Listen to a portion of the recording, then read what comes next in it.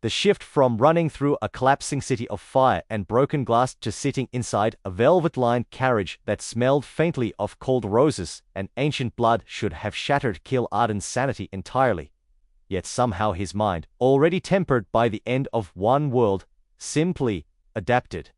One moment, he had been sprinting through the skeletal remains of what used to be New Avalon, lungs burning with toxic ash, the sky above him tearing open on the falling embers like a dying god's last breath.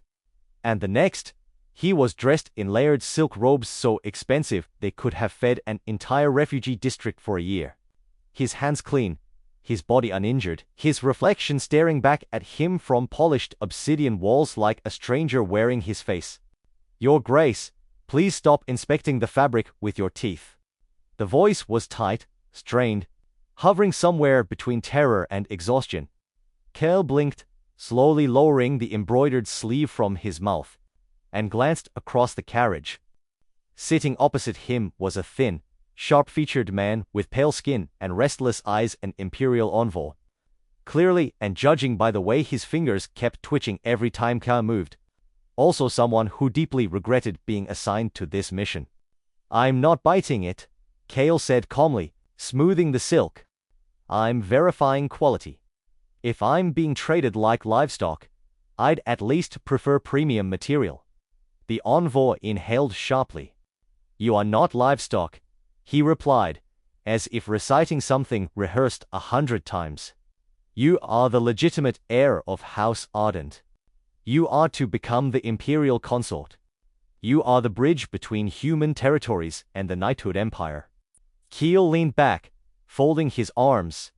"So," he said flatly, "a decorative blood source with diplomatic branding." The envoy closed his eyes. Somewhere deep inside, Keel almost laughed. Because he knew this story. Not metaphorically, literally. He had read it. Back when the world still had electricity, and boredom had been a luxury instead of a memory. He had once stumbled upon a serialized web novel titled Crown of Eternal Night. And in that story, the human consort died. Not quickly, not mercifully, but slowly, painfully, after attempting to poison the Emperor on their wedding night. His body later displayed as a warning, reduced to something less than human, less than alive, less than anything. Keel exhaled slowly. "Rule number 1. He told himself. "Do not follow the script." The carriage halted. The doors opened, and cold air flooded in. The capital of the Nocturne Empire rose before him like a monument carved from night itself, towers of black stone, banners that moved without wind, and rows upon rows of pale figures standing in perfect silence. Watching. Waiting. Hungry. Keel stepped down. He lasted exactly 2 steps before the unfamiliar weight of his ropes caught his foot. He stumbled and collided directly into someone. Not just someone. Something. Cold. Immovable. Dangerous. A hand caught him before he could fall. Strong. Unyielding. Keel looked up and met a pair of eyes that did not belong to anything human. They were violet. Not soft violet. Not gentle. But sharp, luminous, predatory, like something that had watched civilizations rise and burn and felt nothing. This was Darian Voss, Emperor of the Nocturne Empire. The man who had conquered continents. The creature who, according to the novel, did not feel anything resembling love. "You are unstable," Darian observed, voice low, smooth, threaded with something that vibrated beneath the surface. Keel straightened. "Is to gravity," he replied immediately. "Feels heavier around you." A pause. Behind him, the envoy made a noise that sounded suspiciously like despair. Darian's gaze lingered. Not amused. Not annoyed. But interested. A flicker. "Barely, dear." "Welcome," the Emperor said at last, releasing him. "Try not to die before the ceremony. It would complicate the paperwork." The wedding was a blur of rituals Keel didn't care about. Blood wine. Ancient chance. Eyes watching him like he was already being measured, priced, consumed. By the time it ended, he was exhausted. By the time he was led into the imperial chambers, he was done pretending to be anything other than what he was, a survivor. Darian stood by the window. Moonlight painted him in silver and shadow. "We will be clear," the Emperor said without turning. "This union is political. Nothing more." Keel dropped onto the edge of the massive bed. "Great," he muttered. "Same page. You will have your own quarters. You will attend public functions. You will fulfill appearances." A pause. "We will not interact." Keel blinked, then smiled. "Dad," he said, lying back against the pillows, "is the best thing I've heard all day." Silence stretched. Darian turned slightly. "You're not afraid," he noted. Keel stared at the ceiling. "I've seen the sky fall," he said quietly. "You're manageable." For a long moment, the Emperor said nothing. Then, "Interesting." The door opened sometime past midnight. Keel woke instantly. Not groggy. Not confused. Survival had burned that out of him long ago. He reached for the nearest object, a decorative metal candlestick, and set up. "Who's there?" A shadow moved, then stepped into the light. Darian. But not the same. His collar was undone. His breathing uneven. And his eyes glowed deep crimson. "I can't drink it," he said. Keel frowned. "Drink what?" "The blood." The air changed. Pressure thickened. Darian moved closer. Slowly, like a predator restraining itself. "The offerings," he continued, voice rougher now. "They all tasted wrong. Dad." "Empty." Keel's grip tightened on the candlestick. "And that concerns me because—" Darian stopped at the edge of the bed, leaning down, close enough that Keel could feel the cold radiating from him. "Because," he said softly, "you don't." "A bit." Then, his hand pressed into the mattress beside Keel, trapping him, not forcefully, but completely. His head lowered. His breath brushed against Keel's neck. And for the first time since arriving in this world, Keel felt it. Danger. Real danger. "Your scent," Darian murmured, inhaling slowly. "It's wrong." "Wrong how?" "Alive." A pause. "Too alive." Keel's heart kicked against his ribs. Fast.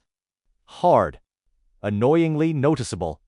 "Hey," he said, trying to push him back. "We had a deal. No touching, no interacting." Darian ignored him. His lips hovered just above the pulse in Keel's throat. "Just one drop," he whispered. Not a command. Not a request. Something in between. Something worse. "If you wish to survive in this palace," he added quietly, "you will give me that." Keel swallowed. This was not how the story was supposed to go. This Emperor was not supposed to want him. Darian's fans brushed his skin. Not piercing. Not yet. Just there. Testing. Waiting. And Keel realized something in that moment. Something sharp, instinctive, undeniable. This was no longer about politics. No longer about survival. No longer about roles written in a story. This was something else. Something far more dangerous. Because the Emperor was hungry. And for reasons Keel didn't yet understand. He had chosen him. Morning in the Nocturne Palace did not arrive with warmth, or sunlight, or anything remotely comforting.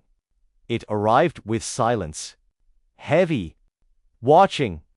The kind of silence that felt like it had teeth. Keel sat alone at the far end of a long obsidian table, one hand wrapped around a porcelain cup of something dark and fragrant, the other pressing unconsciously against the side of his neck where, hours ago, something had almost happened. Not quite a bite. Not quite restrained. Something unfinished. Something worse. He hadn't slept properly. Not because of fear, but because his body, treacherous, adaptive, irritatingly alive, had stayed alert the entire night, as if waiting for the door to open again. It hadn't. And somehow, that was more unsettling. The Emperor refused all blood offerings this morning. The whisper came from somewhere behind the pillars. He hasn't done that in centuries. Since when does he refuse? Kyo took a slow sip. So, it had already started. Before he could finish that thought, a presence settled behind him. Cold. Silent. Absolute. "You're occupying my light." The voice came low, close, too close. Kill didn't turn. "You're a creature of the night," he replied calmly. "You don't get to complain about lighting conditions." A pause. Then, movement. A hand appeared beside him, resting on the back of his chair. Long fingers.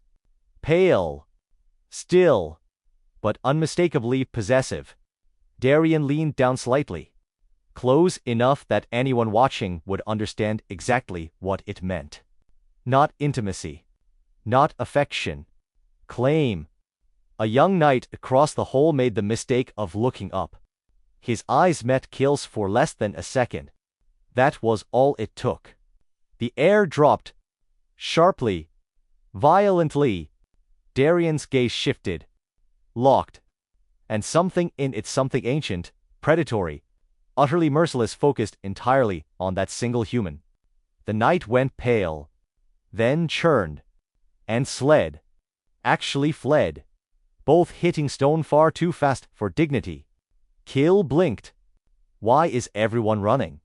"Because," Darien murmured, his voice brushing against Kill's ear, "I am reconsidering how convincing this marriage needs to be." A pause. Then softer. "If anyone looks at you like that again." Another pause. This one colder. "I may need to remove the problem." Kyle choked slightly on his drink. The ad was noon. That was not in the story. By midday, Palace was no longer calm. Servants moved faster. Guards spoke in lower tones. And somewhere deep within the northern wing, something had gone wrong. Badly. "Sire." The doors to the imperial study burst open without ceremony. A man rushed in, tall, thin, barely holding himself together. "Speak," Darien said, without turning. "The treasury corridor, the silver sentinels." A breath. "They've liquefied." That got Kill's attention. He straightened immediately. "They've what?" "Not broken," the man stammered. "Not shattered. They melted. Like wax." Silence. Then, Darien stood. Slowly. And room shifted with him. Whatever trace of amusement, irritation, or casual indifference he had been carrying vanished instantly. Replaced by something colder. Sharper. Imperial. "Show me." The corridor smelled wrong. Not blood. Not decay. Something chemical. Something familiar. Cal stepped carefully over the shimmering puddles that had once been solid silver statues, each one crafted to suppress vampiric instability. Each one now reduced to glistening metallic residue. "A seismic breakdown," he muttered under his breath. "What?" "Nothing. Too fast. Too instinctive." Darien's gaze flicked toward him. Lingering. Not questioning yet. But noting. Always noting. At the center of the corridor, a man lay collapsed against the wall. His skin glowed. Blue. Not natural.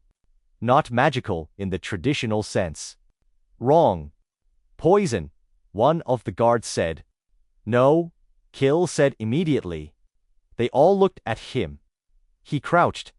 Studied the residue, the color, the smell. Not poison. Reaction. He tapped lightly against the floor. Something introduced externally. Something that breaks silver stability. Weakens structures. A pause. Then, quietly, if this spreads, your defenses don't just fail. He looked up. They disappeared. Silence dropped like a blade. Darren's eyes narrowed. How do you know this? There it was. The question. The moment. Cale smiled. Loose. Careless. I read, he said. A lot. A bit. Darren held his gaze. Too long. Too sharp. Then. Footsteps echoed. Measured. Arrogant. A noble approached. Tall. Perfectly composed. With a smile that didn't reach his eyes. My emperor, he said smoothly. And the consort. His gaze shifted. Lingering. Assessing. Hungry but not the same kind of hunger. This was ownership hunger. Collection hunger. Disgusting. I've heard fascinating things, he continued, stepping closer. About your unique nature. Cale didn't move. Didn't react. Didn't give him anything. The noble reached out. Slowly. Toward Cale's face. Perhaps someone like you. He never finished the sentence. Because something snapped. Not metaphorically. Not symbolically. Physically.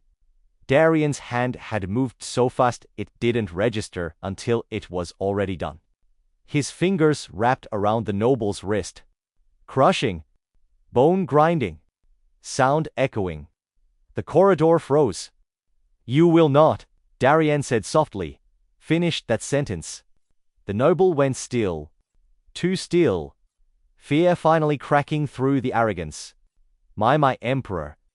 He is not yours to assess. The pressure increased. The sound of bone fracturing to break sharpened. He is not yours to approach. Closer. Colder. And he is certainly not yours to touch. The noble's knees nearly buckled. I meant no offense. Then leave, Darren said. A bit. And be grateful that I am still in a generous mood. The grip released. The noble staggered back. Then turned. And left without another word. Without dignity. Without pride. Just fear. Silence returned. Heavy. Thick. And entirely focused. On Cale. Darren turned. Stepped closer. Too close. Always too close. His hand caught Cale's waist. Firm. Unavoidable. You, he said quietly, will not wander alone. Cale raised a brow. Excuse me. You will not speak to nobles. I didn't. You will not remain out of my sight. That was not a suggestion. Cale exhaled slowly. Then tilted his head slightly. Are you jealous? The question hung there. Sharp. Deliberate. Dangerous. Darren's expression didn't change. Not immediately. But something in his eyes shifted. Darkened. I do not experience jealousy, he said. Flat. Controlled. Absolute. Cale smiled. Small. Knowing. Sure, he said. And I'm not your favorite blood source. A pause. Then. Darren moved. Fast. Closing the remaining distance in an instant. His hand slid up. Not rough. But undeniable. Shooting Cale's chin just enough. Forcing eye contact. You, he said quietly, are the only thing in this palace that does not taste like decay. Closer. His voice dropped. Lower. Rougher. And that makes you valuable. Cale didn't look away. Didn't flinch. Didn't yield. Valuable, he repeated. That's what we're calling this. Darren's thumb brushed just slightly against his jaw. A mistake. A slip. Or something else. For now. But his grip didn't loosen. Not even a fraction. That night, the door did open. This time, Keel was already awake. Already waiting. Already holding the candlestick. But when Darren stepped in, there was no distance this time. No hesitation. No control left to pretend. You didn't drink, Keel said. Darren didn't answer. He crossed the room in a single breath. And this time, when his hand pinned Keel against the bed, there was no question. No warning. No illusion of restraint. Stop me, Darren said, voice low, dangerous, barely held together. Keel's post-jump. Fast. Log. Alive. You're asking permission now. A bit. Darren's eyes darkened. No. Closer. His breath brushed against Keel's throat. I am offering you a choice you will not have again. Silence. Tension. Heat under cold. Keel swallowed. Then. Quietly. Then don't ask. That was all it took. Darren's control. Snapped. The bike came fast. But not violent. Not tearing. Not brutal. Precise. Deep enough. Just enough. And the moment it happened, everything changed. Keel gasped. Not in pain. Something else. Something strange. His body reacted instantly. Heat flooding his veins where a coat should have been. Darren stilled for half a second, as if struck. Then tightened his grip. A low sound escaped him. Not hunger anymore. Not entirely. Something darker. Something closer to need. His hold shifted. Not trapping. Anchoring. Like if he let go, something would break. Keel's fingers caught in the fabric at his shoulder. Unconsciously. Reflex. Survival. Or something new. The room felt smaller. Closer. Too close. And for the first time, the line between predator and prey blurred. When Darren finally pulled back, his breathing was uneven. His control fractured. His gaze locked onto Keel's face. Searching. As if confirming something. You're still here, he murmured. Keel blinked.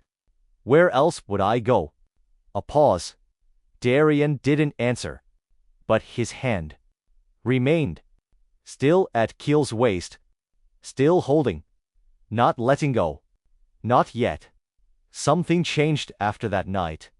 Not suddenly. Not gradually. But completely. The palace felt it first. Then the court. Then the entire capital. Because the emperor stopped pretending. Darren Voss had never been a man of moderation. He ruled with precision, with distance, with an almost surgical detachment that made even the oldest nobles uneasy. But now, that distance was gone. Gone in a way that made everything worse. Because instead of indifference, there was focus. And that focus had a name. K.O. Ardent. He noticed it the next morning. Not in the way Darren looked at him, because that had already shifted the night before. Something darker and heavier threading through those violet eyes. But in everything else. He was not allowed to walk alone. Not escorted. Not shadowed. Accompanied. Every corridor. Every hall. Every movement. Darren was there. Not always touching. But always close enough to. Close enough that Keel could feel the cold of him, the weight of him, the quiet, constant awareness that if anything moved wrong, it would not survive. You're staring again, Keel muttered, not looking up from the book in his hands. I am observing. You've been observing for 3 hours. A pause. Then. I am verifying. Keel finally looked up. Verifying what? Darian didn't answer immediately. His gaze moved slowly, deliberately over Keel's face, his throat, the place where the bite had already begun to fade. That you are intact. They add. Was new. Keel held his gaze. I didn't break overnight. You could have. Flat. Certain. Not hypothetical. Keel exhaled through his nose. You realize, he said, closing the book, that most people would find this level of attention unsettling. Darian stepped closer. Of course he did. You are not most people. That's not reassuring. It is not meant to be. The court, however, found it far more than unsettling. They found it unacceptable. The Grand Council convened 3 days later. Not by coincidence. Not by routine. But by pressure. Old bloodlines. Ancient houses. Power that did not like shifting. And Kill was a shift. The throne hall stretched wide and high, carved from obsidian and shadow, lined with nobles who had lived long enough to see empires rise and fall, and intended to outlive this one as well. Kyle stood beside the throne. Not below it. Not behind it. Beside. That alone was already a statement. Darian sat, one arm resting against the throne's edge, posture relaxed in a way that only made him more dangerous. Your Majesty, an elder stepped forward, voice smooth but edge. We must address the matter of the consort. Of course they must. Kill almost smiled. Darian didn't move. Speak. The palace is unsettled, the elder continued. Your behavior has deviated from precedent. A pause. Carefully measured. You refuse all other blood sources. You utter security patterns. Han. His gaze flicked toward Keel. You elevate a human beyond appropriate standing. Silence. Darian's fingers tapped once against the armrest. Once. Sought. Deadly. And your concern, he said, voice quiet, is. The elder didn't hesitate. Control. A ripple passed through the hall. An emperor, he continued, cannot be controlled by hunger. Albeit. And certainly not by a human. There it was. Clear. Sharp. Direct. Keel shifted slightly. Not stepping back. Not lowering his gaze. Just enough movement to remind them. He was listening. Darian's eyes flicked toward him for half a second. Then back. You believe, Darian said, that I am controlled. Yes. No hesitation. Bold. Stupid. Brave. All evidence supports it. The whole stilled. Waiting. Watching. For the reaction. For the explosion. For the blood. Darian smiled. Slightly. Which was infinitely worse. You misunderstand, he said. And then he stood. Slowly. The entire room seemed to tighten with him. His presence expanded not physically, but something deeper, something older, something that made even the oldest vampires shift uneasily. Control, Darian continued, stepping down from the throne, implies a lack of choice. One step closer. Compulsion. Another. Weakness. He stopped. Right beside Keel. Close enough that their shoulders almost touched. Close enough that everyone could see. Exactly where he chose to stand. And I assure you, he said softly, I lack none of those things. The elder's expression hardened. Then explain, he pressed, why this human remains at your side. A pause. Long enough to matter. Long enough for every eye in the room to sharpen. Then Darian's hand moved. Not fast. Not violent. Just. Certain. It settled at Keel's waist. Firm. claiming, unmistakable. Keel didn't react, didn't pull away, didn't lean in, just stayed. And that was its own answer. Darian's gaze swept the room. Cold. Absolute. He remains, he said, because I allow. Not enough. They wanted more. They always wanted more. And because, the elder pressed, he is what? Dangerous question. Wrong question. Necessary question. Darian's grip tightened slightly. Just slightly. Keel felt it. Felt the tension behind it. Felt the line between control and something breaking. Because, Darian said at last, voice lower now, Roofer, he is mine. Silence. Not shock. Not confused. Just still. Because that word, that tone, that claim was not political, not strategic, not controlled. It was something else. Something older. Something far more dangerous. Keel exhaled slowly. Well, that escalated. The elder's expression darkened. Property, he said, carefully. Or obsession. There it was. The word no one had dared say yet. Obsession. The hall tightened. Darian didn't answer immediately. Didn't look away. Didn't release Keel.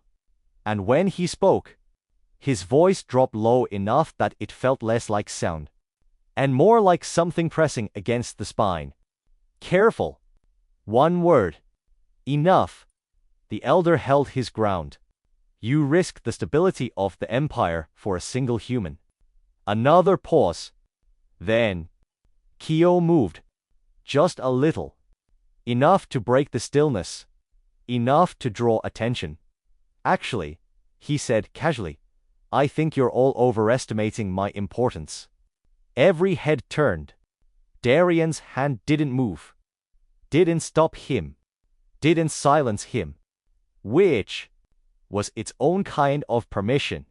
Keel stepped forward slightly. Out of Darian's immediate shadow. But not out of reach. Never out of reach. I'm not controlling him, he continued. I'm not manipulating anything. A small shrug. I'm just still alive. A ripple of disdain moved through the nobles. Then explain, one of them snapped, why the emperor refuses all other blood. Keel tilted his head. Then smiled. Light. Sharp. Honest in the worst possible way. Because everything else tastes like rot, he said. Silence. Heavy. Uncomfortable. Accurate. Darian's fingers flexed slightly. Not disagreement. Not correction. Recognition. The elder narrowed his eyes. You speak too freely for a consort. Probably, Kyle agreed. Then, more quietly, I didn't grow up here. Dad. Blended. Different. Wrong. Important. Darian's stage shifted. Sharper now. Focused. Explain, the elder demanded. Keel hesitated. Not because he feared them, but because, once said, it couldn't be taken back. He glanced at Darian. Just once. A question. A warning. A choice. Darian didn't nod. Didn't speak. But his gaze held. Steady. Unwavering. Say it. So killed it. I'm not from this world. Silence. Absolute. I don't have your bloodlines. Your history. Your politics. A breath. I came from somewhere else. The room didn't react at first. Because they didn't understand. Then, slowly, it hit. And everything changed. A foreign entity, someone whispered. A contamination. A risk. Voices rose. Sharp. Cold. hungry in a different way now. Fear dressed as superiority. Darian moved. Not fast. Not violently. Just forward. Between Keel and the room. And that alone ended the noise. Instantly. Completely. You will stop, he said. Not loud. Not shouted. But final. No one spoke. No one moved. No one dared. Because this was not the Emperor debating. This was the Emperor deciding. Darian's voice dropped. Lower. Colder. If any of you, he said slowly, so much as consider him a threat. A pause. Long enough to understand what came next. You will discover how quickly I remove threats. Silence. Total. Absolute. No one challenged it. No one tested it. Because they all knew. He meant it. Kale exhaled slowly behind him. You didn't have to do that. Darian didn't turn. Didn't move. Incorrect. A bit. Then. Quieter. I did. Later. Much later. When the hole had emptied. When the tension had receded just enough to breathe again. Keel found himself alone. For the first time in days. Almost. The door opened. Of course it did. Darian stepped in. Closed it behind him. Locked it. Not necessary. Never necessary. Still done. You told them, Darian said. Not a question. No point hiding it forever, Keel replied. A pause. Then. You trusted me. That was the real question. Keel leaned back against the table. Did I? Darian moved closer. Slow. Measured. Dangerous again. But different. Less controlled. More something else. You did, he said quietly. Close enough now. Always close. And that was unwise. Kyle raised a brow. Are you threatening me? Darian stopped. Right in front of him. No. A bit. Then. Lower. I am warning you. His hand lifted. Not grabbing. Not forcing. Just. Hovering. Before settling lightly. Against Keel's side. You are no longer optional. The words landed heavy. Real. Irreversible. Keel's breath slowed. That sounds like a problem. It is. Darian's gaze darkened. Because, he continued, voice dropping to something rougher, something closer to the edge. If anything happens to you. A pause. Not dramatic. Not exaggerated. Just true. I will not stop. Silence. Sick. Dangerous. Not stop what? Keel asked quietly. Darian held his gaze. And for the first time, there was no mask. No emperor. No control. Just something raw. Ancient. Hungry. In a way that had nothing to do with blood. Anything. Keel swallowed. Not fear. Not exactly. Something else. Something heavier. Because in that moment, he understood. This wasn't possession anymore. This wasn't control. This wasn't even obsession. This was dependence. And that was far more dangerous. The first crack did not come with an explosion. It came with a whisper, deep beneath the Nocturne Palace, where stone gave way to older things, forgotten things, buried not because they were lost, but because they were dangerous.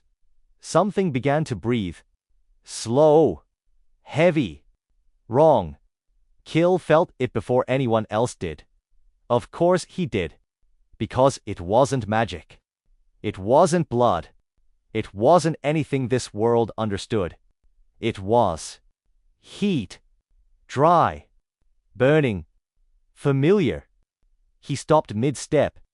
The corridor stretched silent around him, torches flickering weakly against walls that suddenly felt too close, too narrow, too much like the tunnels he had once run through while the sky collapsed above him.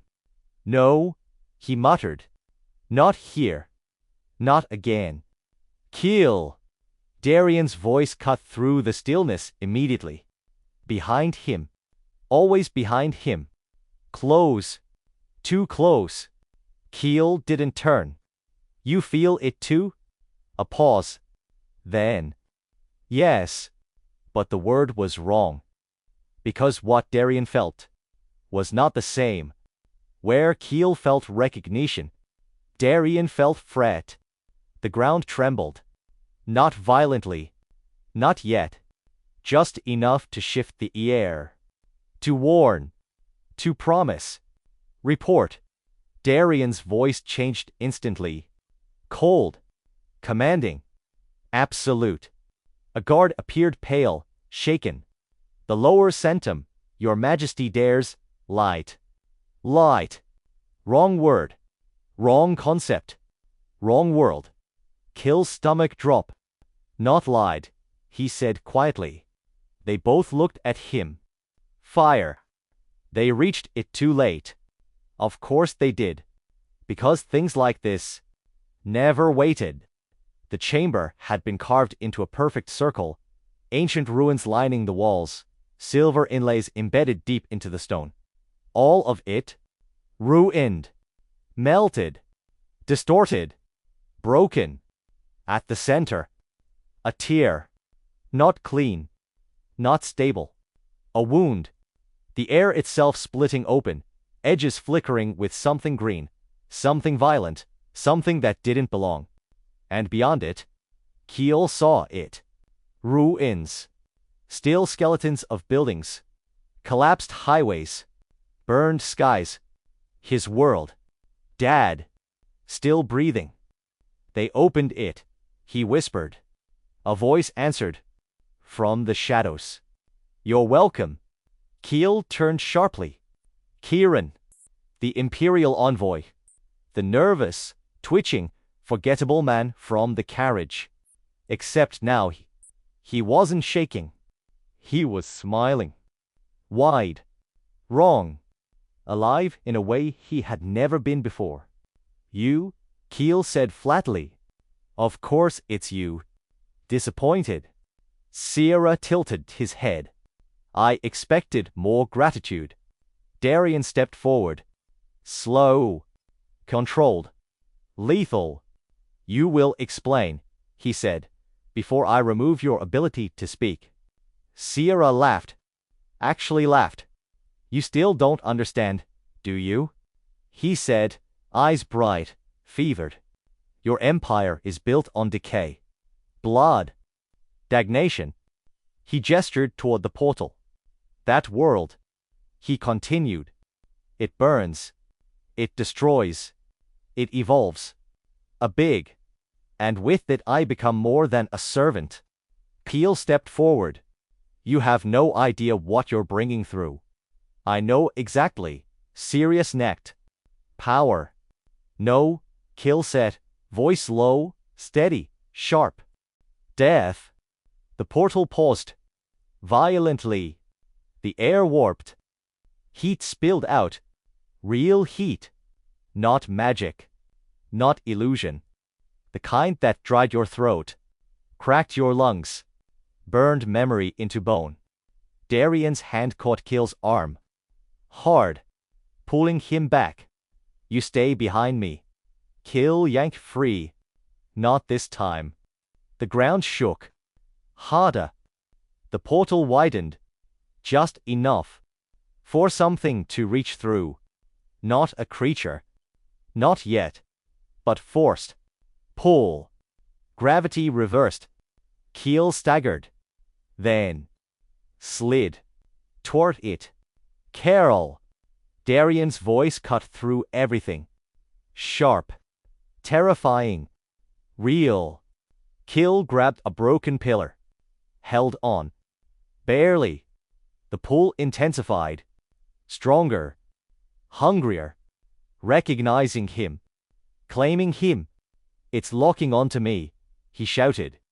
It knows. The words broke as the force surged again, dragging, tearing, pulling him toward the world he had escaped. Darian moved, not carefully, not strategically, but instantly, without hesitation. He crossed the distance in a single motion, caught Kill, and slammed his other hand into the ground, anchoring himself as the pool fought against him. Let go, Kill shouted. If it takes both of us. No. Not loud. Not dramatic. Final. The force increased. Stone cracked. Air screamed. The portal demanded. Took. Pulled. Sierra leapt from the edge of the room. Look at you, he said. The great emperor reduced to desperation over a single human. He never finished. Because Darian moved. One hand still holding Keel. The other reached. And the room bent with it. Darkness surged. Not shadow. Not absence. Something alive. Something ancient. Something that did not tolerate defiance. Sierra didn't even scream. He just stopped. Crashed. Erased. Gone. Darian didn't look. Didn't care. Didn't stop. His entire focus was on Kill.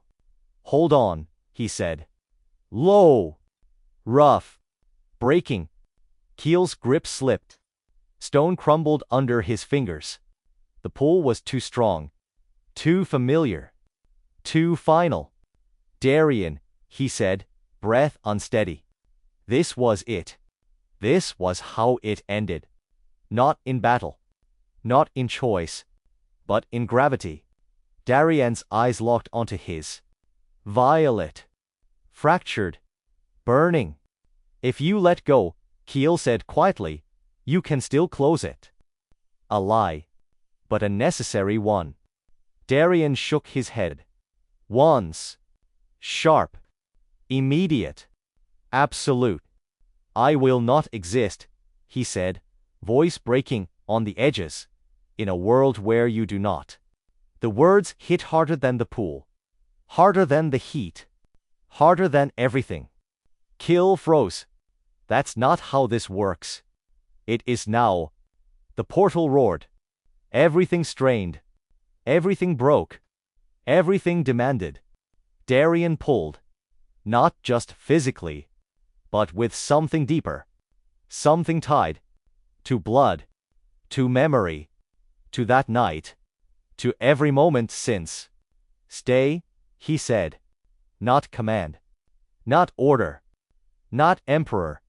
Just him. Keel's fingers slipped. Then caught. On Darren's arm. The connection locked. Something shifted. The portal flickered. Unstable. Conflicted. Two forces. Pulling. Tearing. Fighting. Over one existence. Keel felt it. Felt both worlds.